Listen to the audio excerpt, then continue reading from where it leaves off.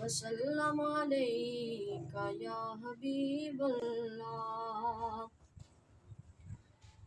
सरदारियाँ मुख्तारियाँ मोहम्मद उते ख़त्म हो गया।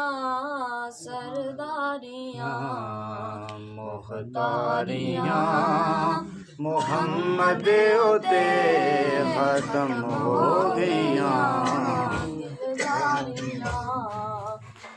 यारियाँ मोहम्मद उते ख़त्म हो गया।